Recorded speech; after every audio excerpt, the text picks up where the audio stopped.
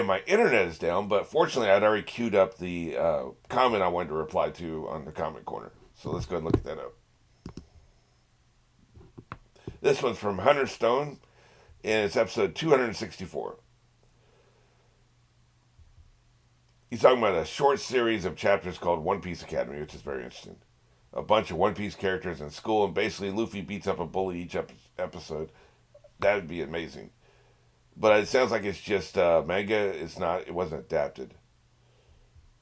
That's too bad. What brought this up is there was a Attack on Titans parody where they're all in school, which I think is just absolutely hilarious. I love it so much. Anyway, the other thing he talks about, which is what I actually want to talk about, a little bit of Usopp analysis. Soj King is literally a lie Usopp is telling himself to become stronger. That's very interesting because there was a point in my life where I felt like I was weak and I was a coward because I wasn't standing up to my stepfather, at the time, one of the three. And I had a girl, like, I guess pseudo girlfriend. What do you have at 13, right? Like, we kissed once, I think, right? So she was like a pseudo girlfriend, I guess. You know, it never got to a level where we said we loved each other. We were fantasizing about marrying each other, but we kind of coupled up, right? Anyway, so I would confide in her. She was the only person in school I would tell like everything that was happening, right? And I didn't tell her that I felt like a coward or that like I felt like I should have been standing up to him and like I was just I was weak and all this stuff. I didn't tell her these things, but I told her like the facts of what happened. Here's what happened today, and she knew what happened yesterday. She knew what happened last week. She knew what was probably going to happen this weekend. So I told her the facts, but I didn't tell her my feelings about it, right? And one day she looked at me and she was like, "You're the strongest person I know." And I'm like, "What the hell are you talking about?" Right? Now, bear in mind, I told her the facts of everything that happened, not just to me, but to my two brothers, right? And my older brother would stand up to him all the time and get 3 times the ass whippings. Just all the time. He would just be constantly getting pummeled. To no avail. It accomplished nothing. And my younger brother would not do what it was expected of him because he was scared of his own shadow and was afraid of everything, and he got more beatings because he was like afraid. And abusive people don't like it when you're like super afraid around them because it makes them feel bad, right? And so my younger brother's like jumping at every shadow and very jumpy and just all that stuff. Where I didn't stand up to him, but I just played along. Like I did everything that was expected of me. I followed all the rules. Even when you follow all the rules with abusive person, you're still gonna get beat up, right? Like that's just what happens. But I followed everything, and I had the respectful look on my face. I wasn't jumpy, but I never stood up to him, and so I just played the game, and I got the fewest beatings of the three of us, right? And she talked about that. She talked about how strong it was to swallow my pride and not stand up to him, but also be brave in front of him, like he could maybe be reaching for something and not be flinching away like my brother was. So she said I was like threading the needle, like how strong it was to thread the needle between these two extremes. It was like Goldilocks scenario, essentially. I was the porridge that was just right. My older brother was too hot, my younger brother was too cold, essentially. And it was interesting the effect it had on me. Somebody else believing something I didn't believe was true. Like she said that and I didn't believe her, and I thought, well, I guess I'll just live the lie. I'll pretend that she's right, and I'll pretend I'm doing this because I'm strong when I'm really just scared, right? But she would say this a lot and continuously. She just constantly believed in me for weeks and months. It just always believed I was brave and what I was doing was the right thing to do, and because I was brave. And I just lived the lie. I played along and I lived the lie. I wore the mask. And a funny thing happened. Eventually, I became the mask. I became brave in my own mind. And, now looking back, like, was I brave? Who the hell knows? I mean, what does it even mean, being brave? What does it mean, being a coward? Like, these are social constructs. None of this means anything. It's just to who? Who's the judge and who's the arbiter? Is there a jury of your peers decide, okay, in this particular case, this thought is brave, in this particular case, this thought is a cowardice? I do it for fictional characters. I just realized that. I literally have a bravery score. But in real life, like, it's all crap. It doesn't mean anything, right? So who knows? But her belief made me believe. And so I believed I was brave, and I felt better, and I felt brave, and it became easier to navigate and thread the needle and survive in those circumstances. Because the whole time I'm like not standing up for myself. I'm like, yeah, but I'm brave. And it changed how I saw myself. And I think we can do this, and you don't necessarily need another person to do this to yourself. You can do it to yourself. And sometimes you need a prop, like the mask, right? Usopp's mask. He can become the mask. I Another thing too is that I find very interesting about this conversation is what we call in TV tropes alternate character interpretation. So I don't necessarily agree with Hunter there that this is what's happening. I don't think he's using the mask to become a braver person. I don't think he's lying to himself to become a braver person. He's using the mask to lie to himself. I think he used the mask because he wanted to be back with the team and he didn't know how to do that. So he pretended he was somebody else. And Luffy is dumb enough to believe that, right? And the others had the grace to pretend that they didn't know who he was. Chopper, of course, was also confused. But like Zoro and Sanji and Nami, they had the grace to pretend they didn't know who he was. To tell that social lie so he could get through this, right? That's what I was thinking was happening. But the beauty of alternate character interpretation is nobody is right and nobody's wrong. I'm not right and Hunter is wrong, and Hunter is not right and I'm not wrong. Like, we all have our own interpretation of what we think's happening. And nobody can take that away from you. And nobody's right and nobody's wrong because that's what the beauty of the art. That's why I believe in death of the author. That's why I hate it when an author is like, hey, by the way, here's this thing. Wizards, they don't use the bathroom. They just go on the floor and then use magic to evaporate it, right? Like J.K. Rowling actually said this, right? Oh, there's an example. I won't give you the spoiler. I was trying to think of a good example of this. There is a very ambiguous situation in the last season of The Leftovers, episode 6 or 7. I can't remember which one. It's one of there's 8 episodes in the final season. It's either the penultimate episode or the one before the penultimate episode. I think it was the penultimate episode. But something ambiguous happens, right? A character either dies or doesn't die.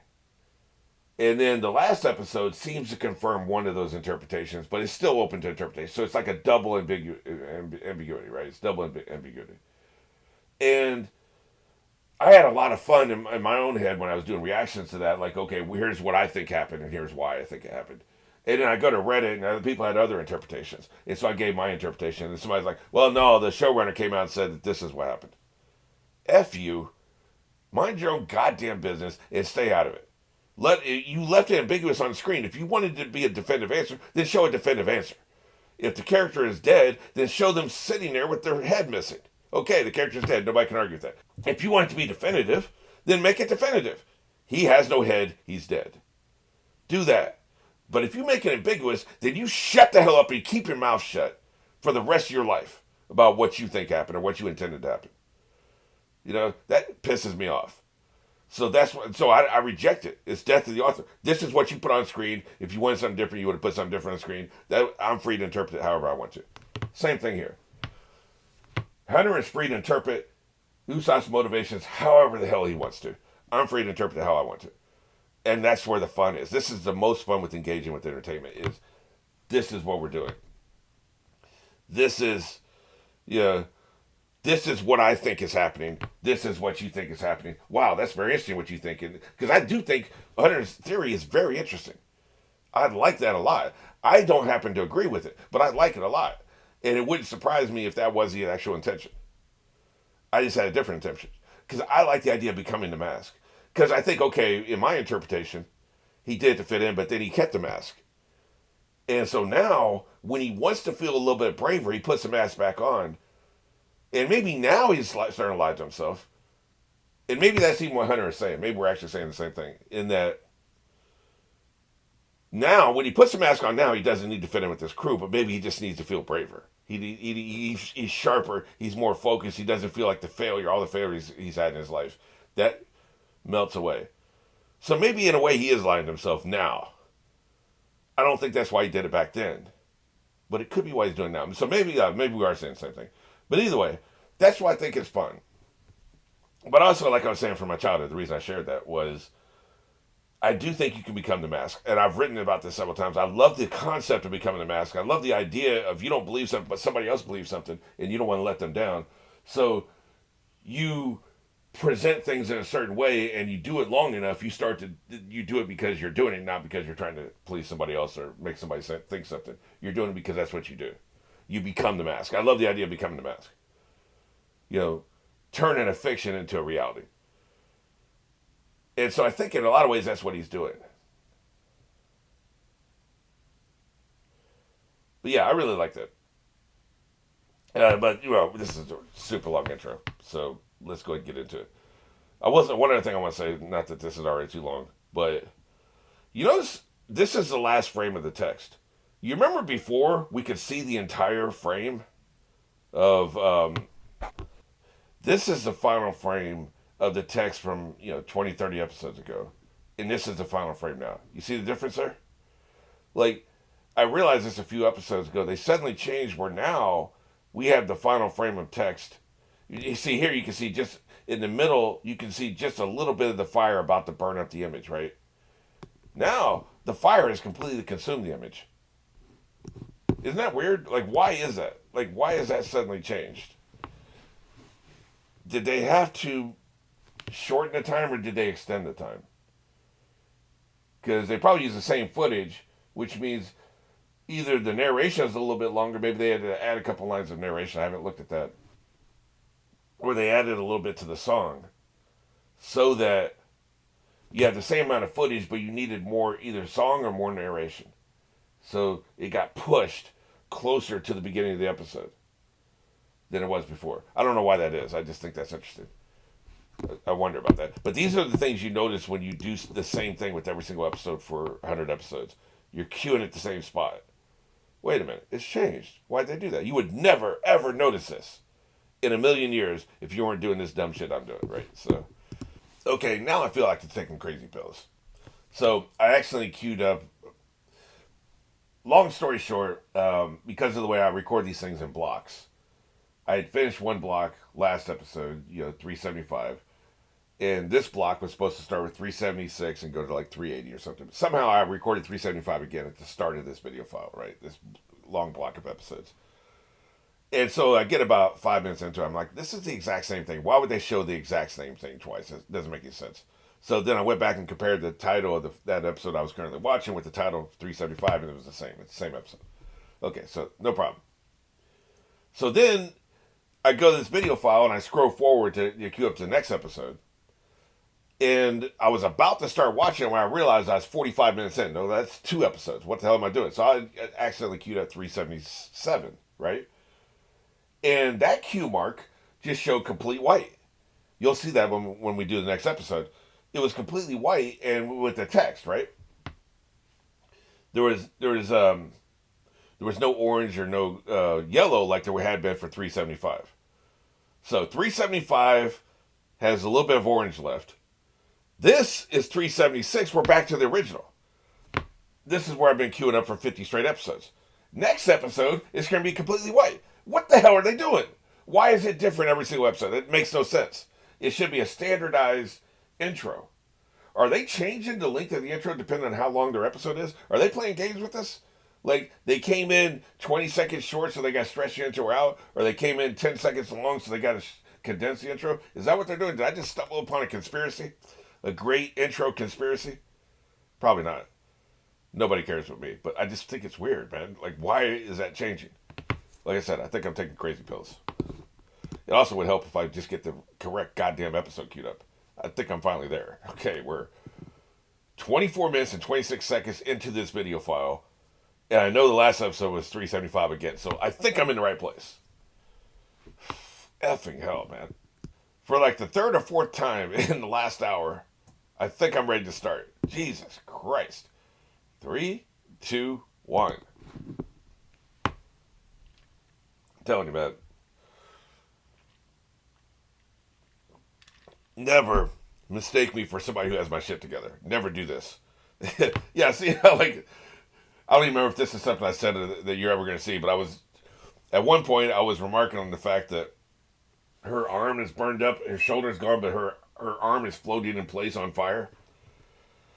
How is that happening? How is you just have a severed arm floating in the air on fire because the shoulder's been burned away? But it's a cool effect.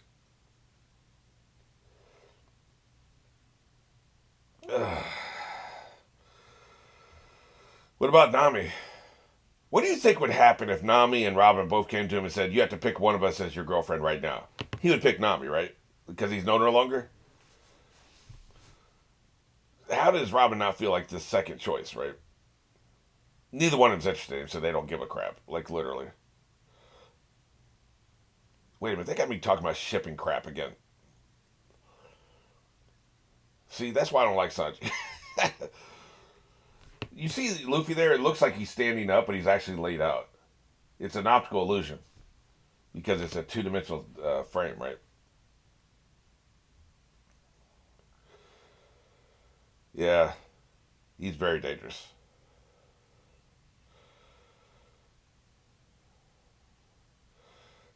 Attacking him was foolish.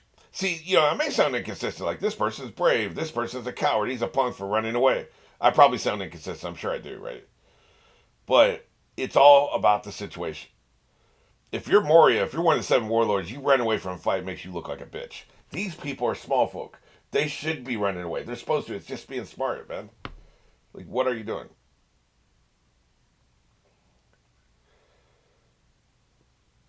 Sure, why not?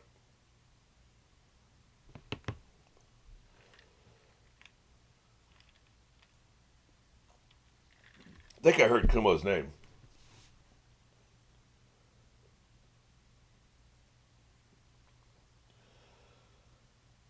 He is a big dude, man. I know the bigger they are, but Jesus, he's big. Where does he shop for his jeans? Shit, man. What's that mark on his chest?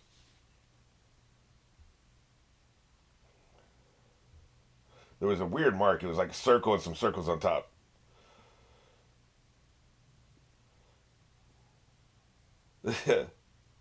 I get it. They're not going to let somebody else punk them out. They're done. Kill me. We're not doing it again. I kind of get where they're coming from.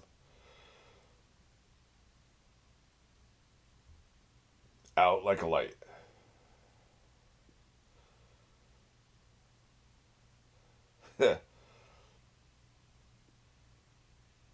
He is a dick. I like their attitude, man. They're not cowards, that's for damn sure.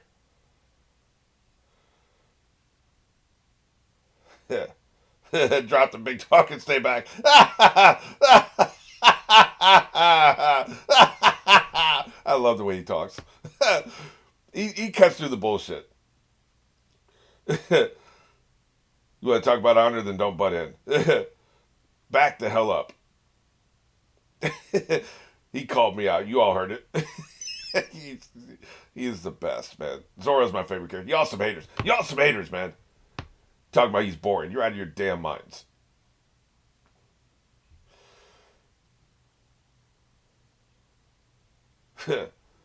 Among scum, huh? You were scum too once. Don't act all high and mighty now. A lot of badasses. Hey, we are pretty awesome, aren't we? Good point. Y'all are silly. Yep. I'm gonna have to kill you all. Flattery gets you everywhere.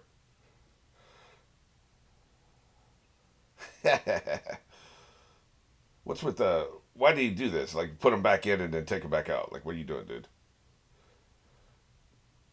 Guess it's like cocking a gun or something, right? Shut up. You heard him call me out. Yep. I believe he does, yes.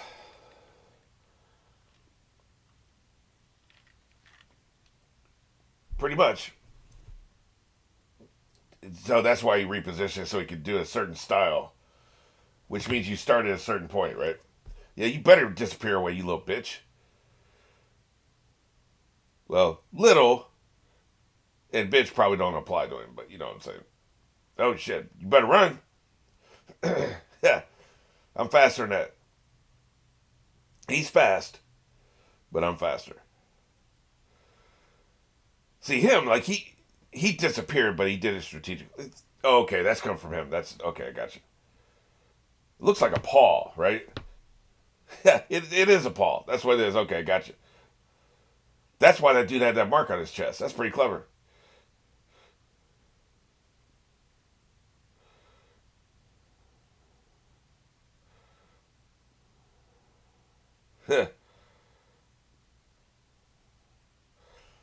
I can't figure it out either. Yeah, that seems to apply. Paw pads. Hey man, I walk on my hands. What do you want?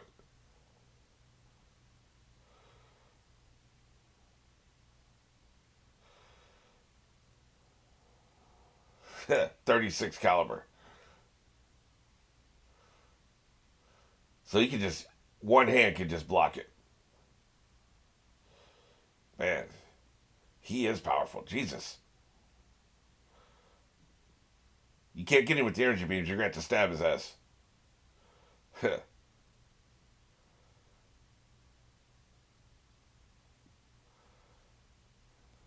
I see. So making somebody disappear is deflecting them. Okay. I see the paw pads. I see the vision here.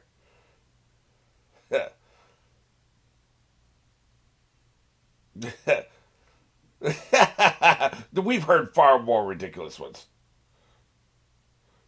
So it's like cat paws. Okay. That's why she's thinking about cats. Kitten hands. That pissed him off. So you just killed Frankie, huh? Kitten paws.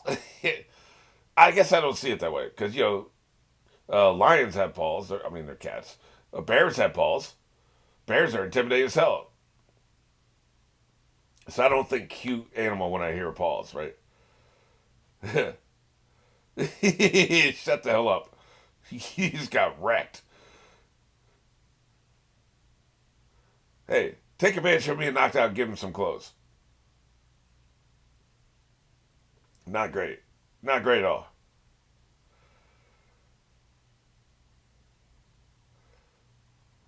Right.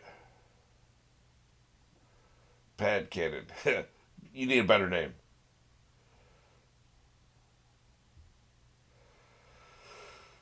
Well, I wonder if a sword can deflect that.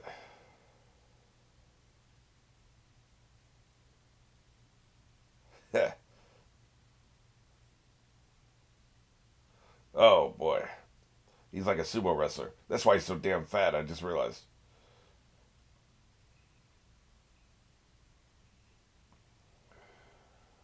I don't want to feel your thrust. I think he's dodging. He's not deflecting, right? I'm wondering if his swords can deflect that power. So he can deflect physical attacks too. Shit. I thought maybe it's just energy. So what you need three people attacking him at once. He only has two hands. That third person is going to get through. I got you. Or Luffy with the Gatling gun, you know. Shit, and he could jump up and take advantage of press his advantage.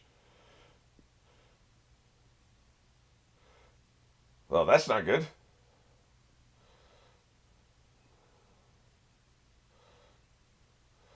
Yeah, we need a new plan. This ain't working. They keep talking about the damage he's already taken. Yeah, we remember, man. We get it. He's not at his best right now.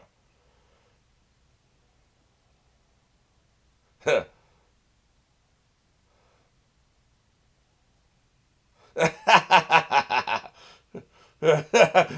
not gonna let my buddy get taken. See, he did block it right in your face. That's what happens when he's distracted. You need to come at him more than one at a time. Hey, Can you cheer each section? Shut the hell up! He can take a punch, though, or a kick. Dude, you would be dead.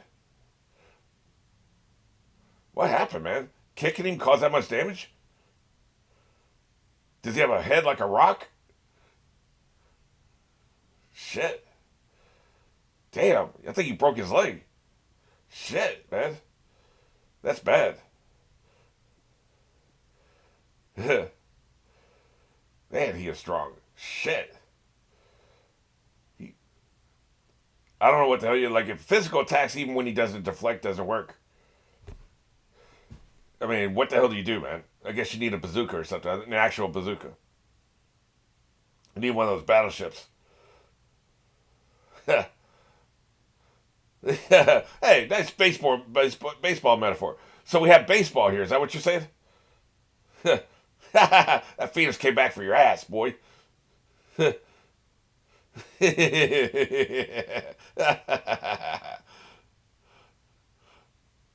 So we have baseball here in this world. That's new information, I think.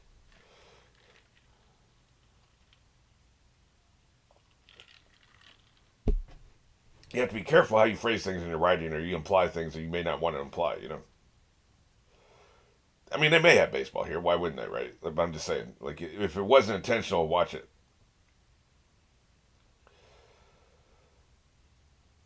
Yeah, tell you what, man. Each villain seems more powerful than the last and more intimidating. Oh, I just noticed the little paws around the bottom of his jacket there. Nice theming. He's on theme. So what the hell do you do with this son of a bitch? Well, I guess his leg's not broken, but it definitely hurts. He was mad that Sanji jumped in until it hurt Sanji so much. He's like, oh shit, that's new information. Place commercial here. Cliffhanging bastards.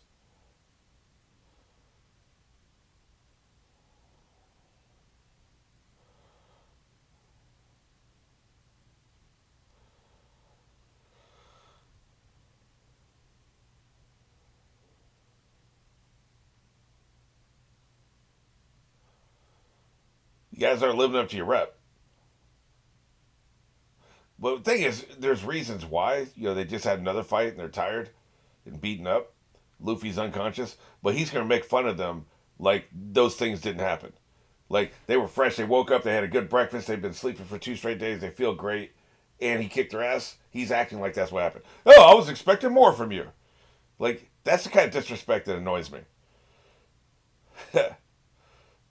He is referencing them being injured now, though. So okay, so he's not as obnoxious as I thought he was.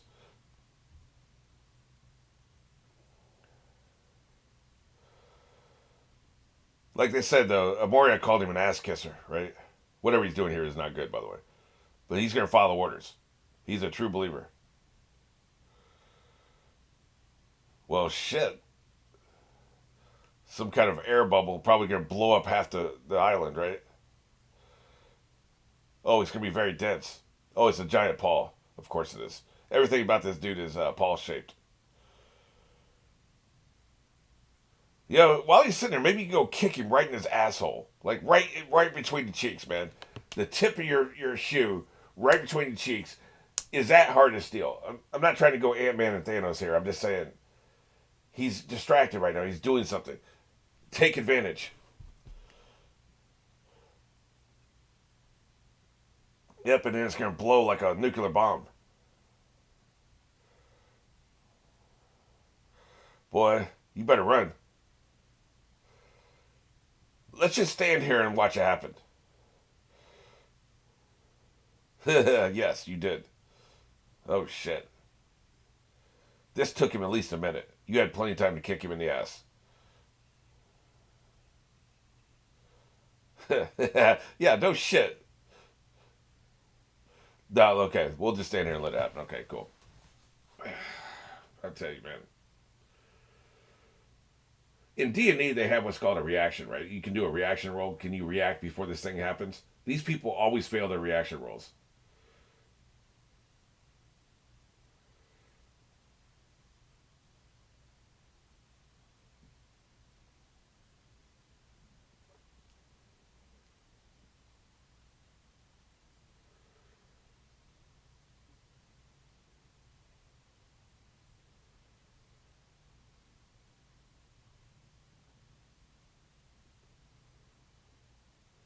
I just realized he has cat ears too. It looks like.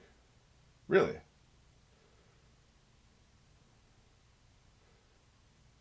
Kneel before Zod.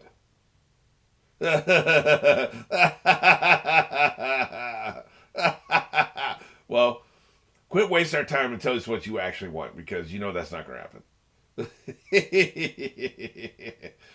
Kiss my ass. Like, come on, man. Ask for something real.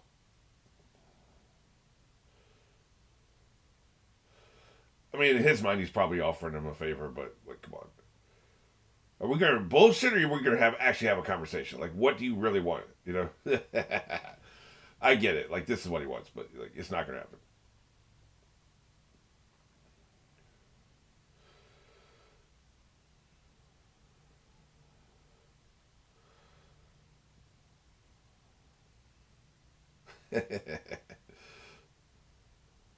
Just bring it on.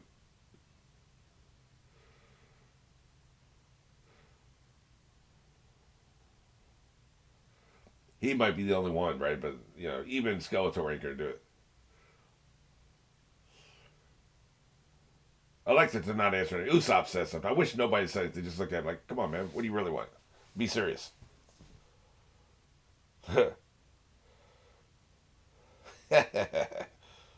Nice little ball of sun there, yeah. Oh, they did answer. Man, I would have. You know, come on, man. Be serious. He may sleep for 2 days. Like they keep showing him, like he ain't waking up, man.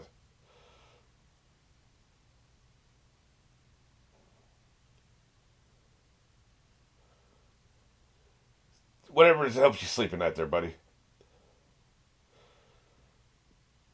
Offer somebody a choice they wouldn't possibly accept, and then say, "Well, it's your fault. I give you a choice." Like kiss my ass. That's not a thing, man.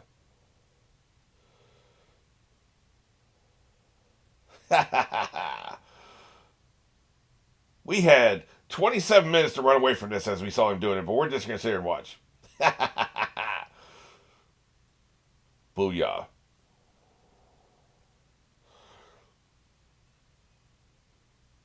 I like this animation. When they go full hand with like the poster animation, it's really good. I'd hang those on my wall, man.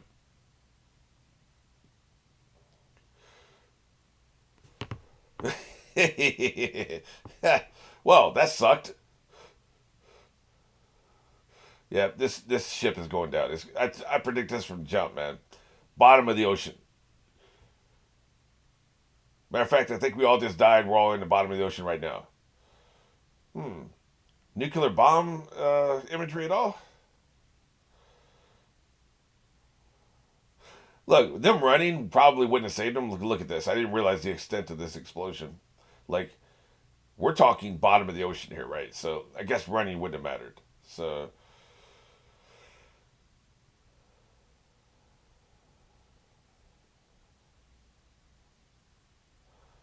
shit.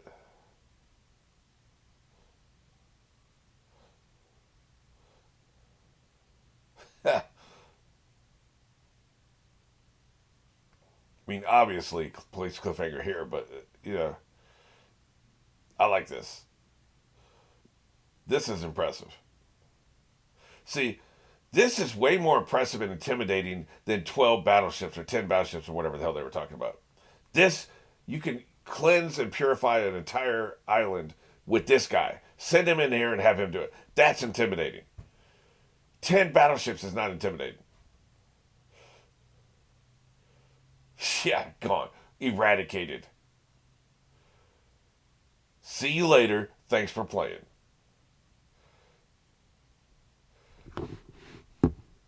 They're going to sleep with the fishes. Well, intro insanely long. We'll talk next time.